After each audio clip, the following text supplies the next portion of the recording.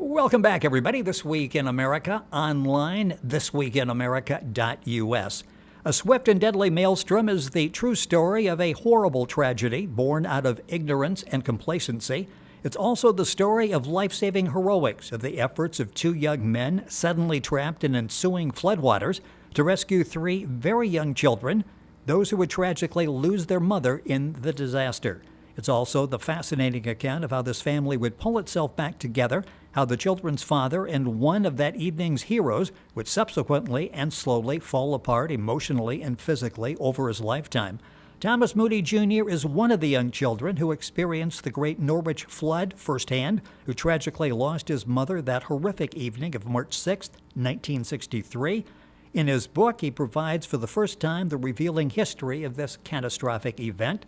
Thomas R. Moody Jr., author of A Swift and Deadly Maelstrom, The Great Norwich Flood of 1963, a survivor's story, is with us on This Week in America. Tom, welcome to the program. It's great to have you with us.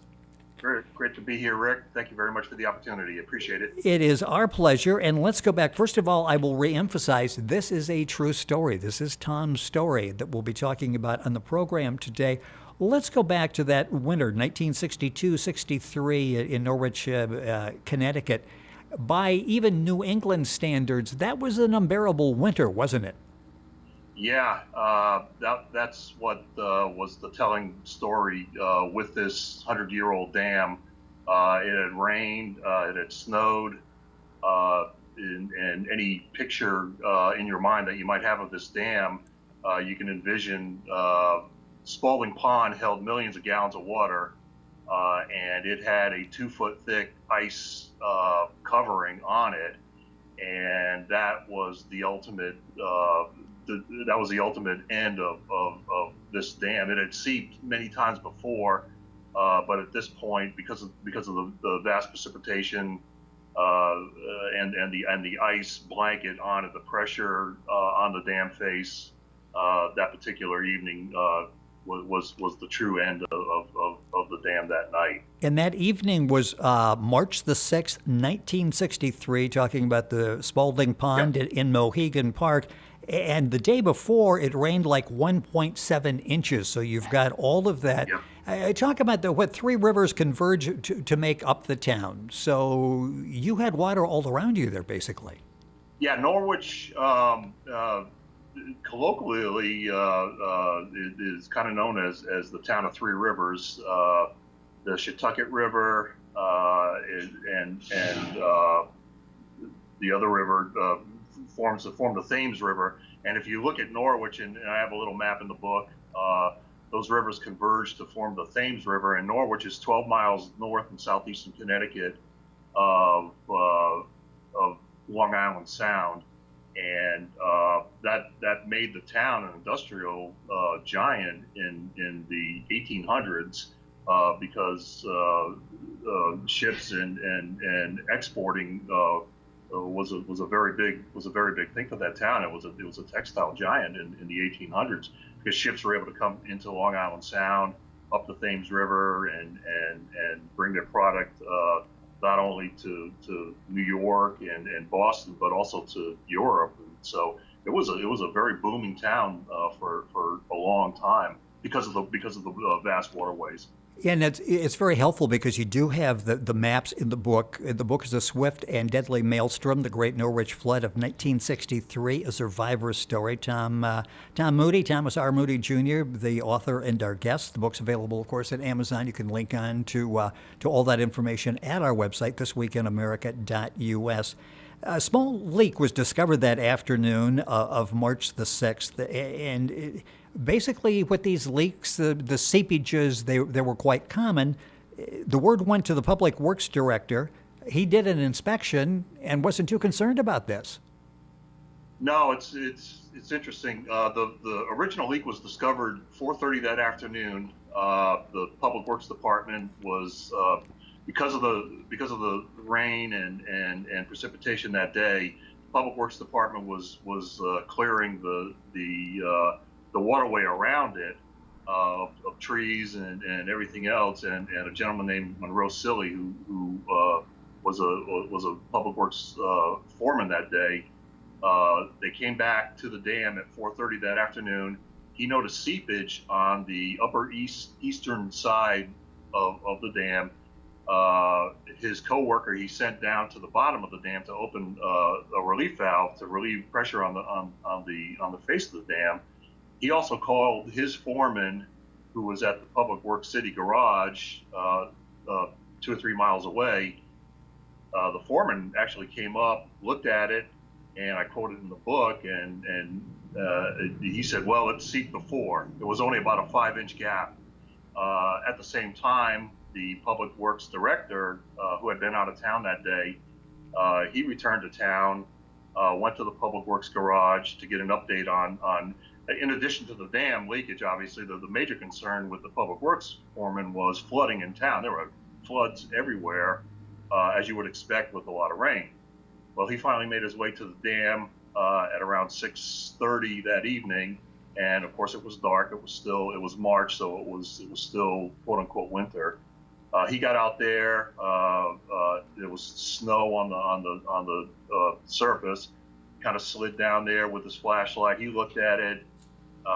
He determined that it was seepage that they had seen before.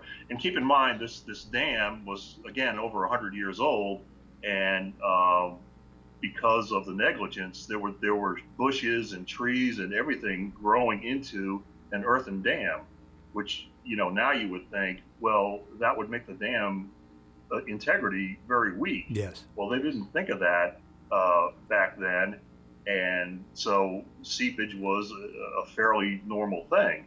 And so he actually went home to have dinner with the idea that he was going to come back into town and look at the flooding and everything else, and that's what he did. And they all just ignored it. The public workers, because of the leakage, they were downstream. There was a duck pond and everything that was overflowing, and there was a little road downstream, and they were blocking it off so that no one would drive on it because it was flooding over. And you think about this, and it's like, all these symptoms are adding up, and nobody was overly concerned, and it was fascinating to think about if it wasn't for the disaster that was to come. Yeah, what followed, and I said ignorance and complacency in the beginning, and that probably sums it up. They felt that we've seen this before. This time it was drastically different. Let's go to your home, 55 Lake Street. Everything was calm and routine that night. Talk about your family, mom, dad, siblings, and then that knock on the window at 9:45 that literally changed your life forever.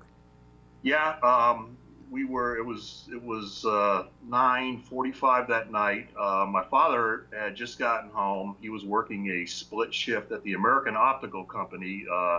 They made safety glasses. That was an outlet of the major glasses company. He had gotten home. My mother was there. Before I got, one of the more profound things about this was March 6th. My birthday, my 4th birthday, was March 2nd, and this is a true story that came down through my family. My mother was making my birthday cake that day, and my grandmother, who ultimately raised us, was there that evening, and it was one of these stark images. My mother, as she was pulling the cake out of the oven, she suddenly stood up straight and looked at my grandmother, and said, "If anything ever happens to my children, I want you to take care of my kids. I don't want my kids to be broken up among the other family members," which was a very stark sidelight to this story. Well, yeah, your mother was very young. I mean, there wasn't any reason 24. to think something was going to, dramatically happen to her, which of course ended up being the case. So you get the knock on the window. Basically, the dam burst, and your parents spring into action. What happened? What happened after that?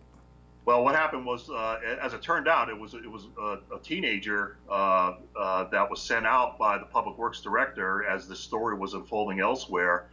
So my father went to the window to see what was going on.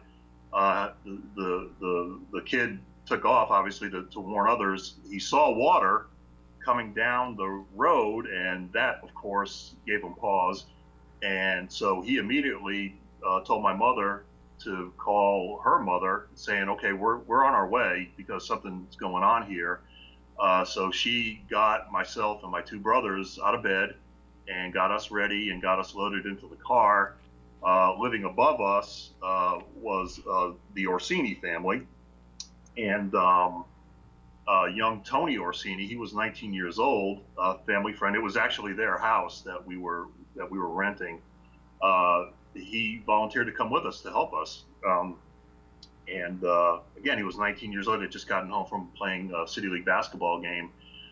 So we get in the car. I'm in the back seat with Tony, and my mother and my two brothers are in the front seat. So we start down Lake Street, and the dynamic of the road is the road goes straight down and then curves at the bottom. And it was pure timing, because as I learned in my research, that a young teenager, probably 5 seconds before us, made the same route, went down the road, made the turn, made another turn to go down into the town, and got away without any issue. We went down, made the turn, and just to our left was the Lake Street playground. And at that point, the flood flow hit us full force. It was just at that point where the flood flow had made it through the Lake Street playground and hit us broadside and knocked our car over. And again, the dynamic of the terrain at that point, there was a huge drop off to our right, flipped our car over the drop off, turned our car over, turned us around again, and now we're talking two life-saving parts of the land that saved us, and otherwise we would have been washed away. First, it was a garage roof abutted against that drop off. There was a car dealership at the bottom, Lamparel's car dealership, and a garage roof where cars were stored under was abutted against it. So our car, even though it got turned around, was abutted against it. And so our car is upside down. My father and Tony got out on this roof. My mother was inside. She's handing us out to get on this roof. But when she handed my youngest brother Sean out, the dynamic in the car now shifted with the flow. Yes. And she actually had her hand gripped onto my father's, but unfortunately with the car shift, and her hand was muddy, my father's hand was muddy and wet and everything, she lost the grip. And again, I speculate in the book because I'm not entirely sure how she passed away, but the flood flow got her and she went under, and I'm convinced that she was strong enough to get back up, and I'm convinced she got hit by something, it knocked her unconscious, and she ultimately drowned. And the other profound part of it is, so my father and Tony and my two brothers and I are standing on this roof. My father was absolutely ready to jump in after her, and the other fortunate part of it was Tony grabbed him by the shoulders and said, his name is Thomas Ronald Moody Sr., and everybody called him Ronnie, and Tony grabbed him and said, "Ronnie, she's gone," because he was ready to go. He was ready to go in after her, and God only knows what would have happened had he done that. That is one of the more emotional chapters in a very emotional book. The book is a Swift and Deadly Maelstrom, the Great Norwich Flood of 1963, a survivor's story. Thomas R. Moody, Jr., our guest. It's a true story. He was in the car, and boy, it has to be so difficult, and I can tell it is even years later to go back and to tell that story. I mentioned in the beginning, your father really struggled with that. Talk about that. That was something that really haunted him for the rest of his life, wasn't it? He was never the same afterward. After we were rescued, we got off that roof and got up in a tree. We were in a tree which was right next to that roof for over an hour the roof collapsed as soon as we got up in that tree, uh, or we would have been washed away. Once we got out of that tree, obviously the kids went to the hospital. He got out of that tree, immediately went out there as the water trickled away, tried to look for my mother. The next day, he and his brothers, along with my mother's brothers, went out to look for her. He went to the hospital, obviously, and got treated. One of the more profound pictures, and he told me this when they told him that she'd been found. My uncle Jerry actually found her, probably, I think it was about 50 feet away from where the car was overturned, under a pile of rubble. He walked up McKinley Avenue near one of the World War II armories, and just sat on the sidewalk with his face in his hands.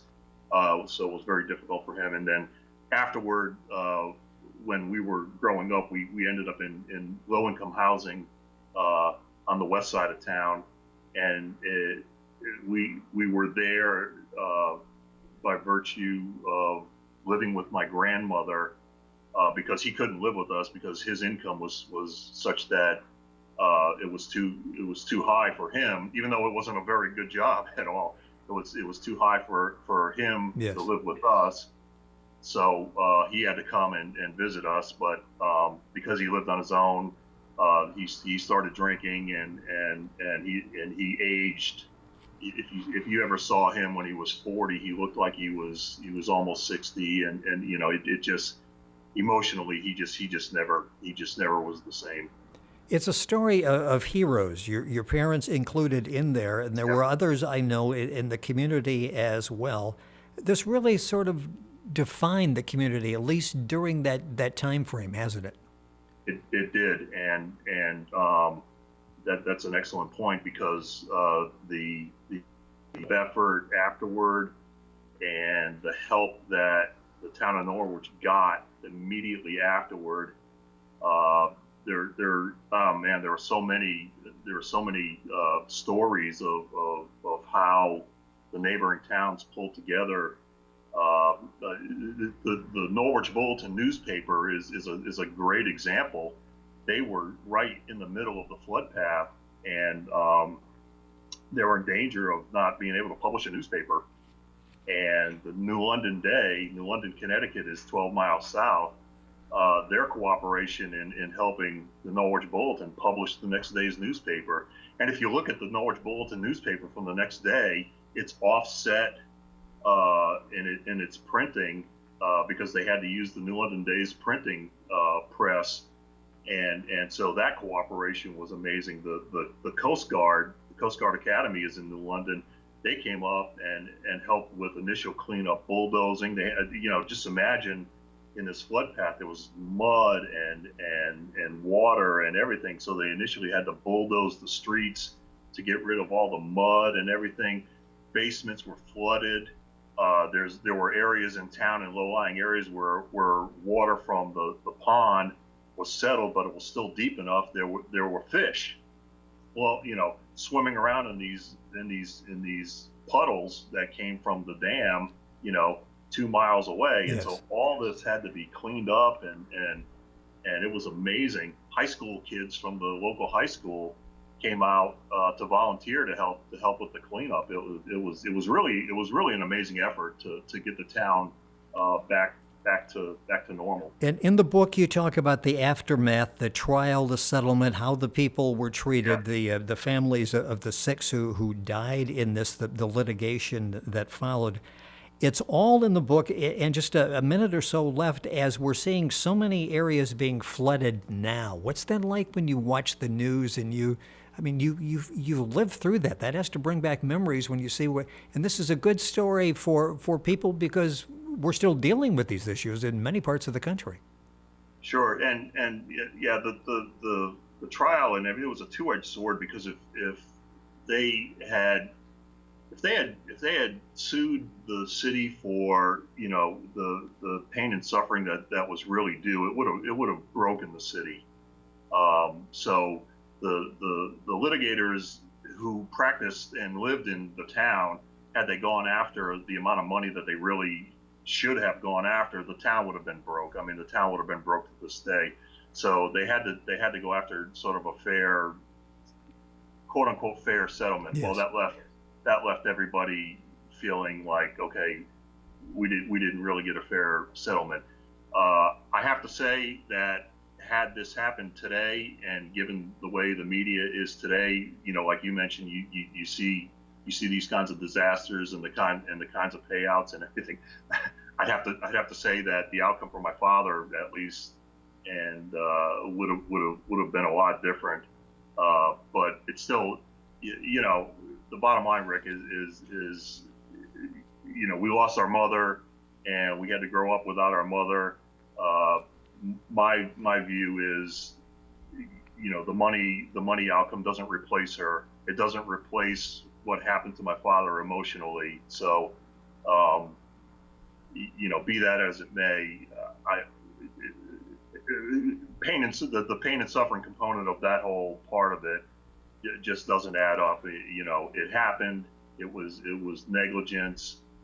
Unfortunately, and if you read in the book, I go into great detail on my views on the negligence part of it. I don't blame the city of Norwich, because it was a dam that they inherited.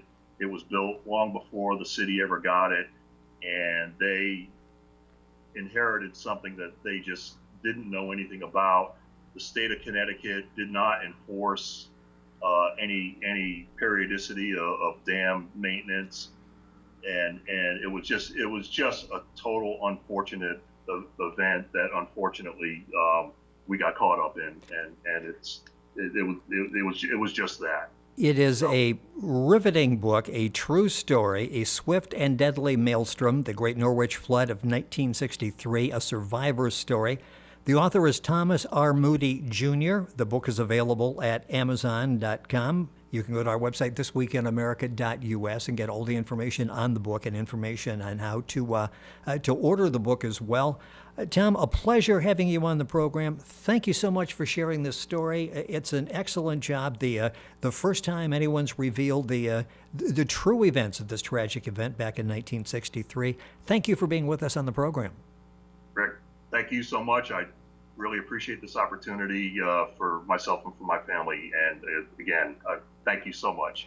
It's our pleasure to help you talk about this event and spread the word of the tragedy of 1963. The book, again, A Sweet and Deadly Maelstrom, A Swift and Deadly Maelstrom. The book is available at Amazon. Information, of course, at our website, thisweekinamerica.us. We're back on today's program after these messages.